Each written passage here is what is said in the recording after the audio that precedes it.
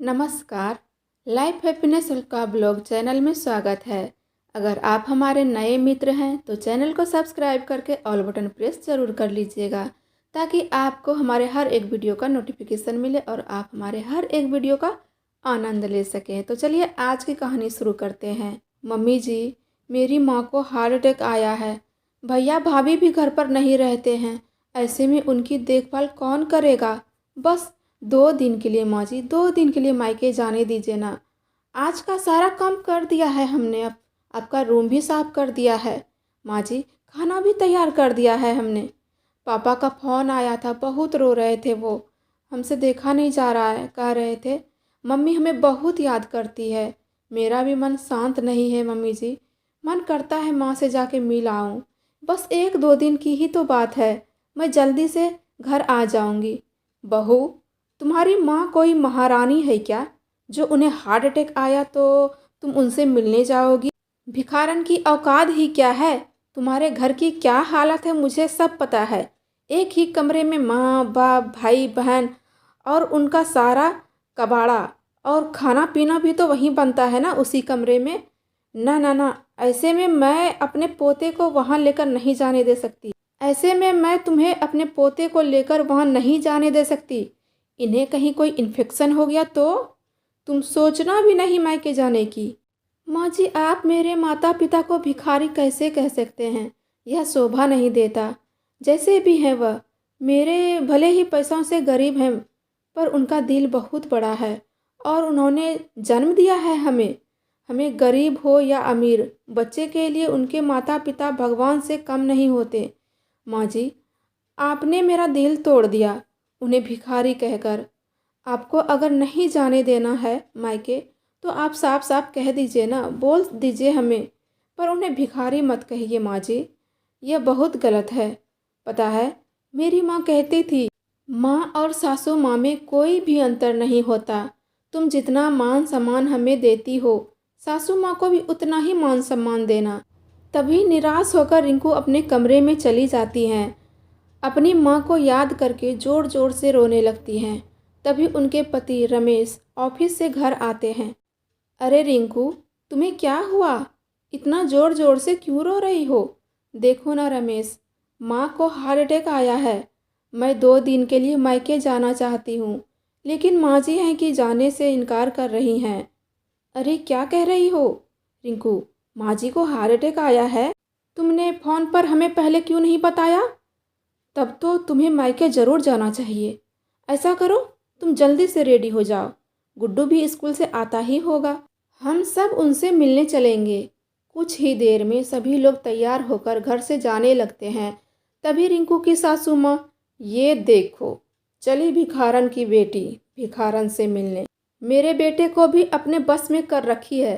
पहले तो बिना बताए रंजन कहीं भी नहीं जाता था और मेरे फैसलों के खिलाफ भी नहीं जाता था, लेकिन जब से उसके उस शादी हुई है तब से भिखारन की बेटी ने इसे अपने काबू में कर रखा है।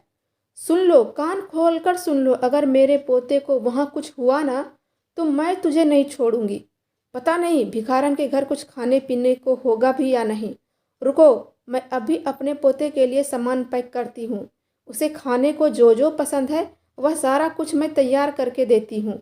और हाँ, एक बात और सुन लो रिंकू, तुम्हारे माँ बाप भिखारी माँ बाप के लिए मेरे घर में कोई भी जगह नहीं है, उसे यहाँ लाने की कोशिश भी मत करना। बेचारी रिंकू, उसके दिल में मन में क्या चल रहा था वह सिर्फ वही जानती थी। इस चीज़ को कोई और नहीं समझ सकता दोस्तों। वह बेचैन, वह तड़प माँ के से मिलने का एक बेटी ही समझ सकती है।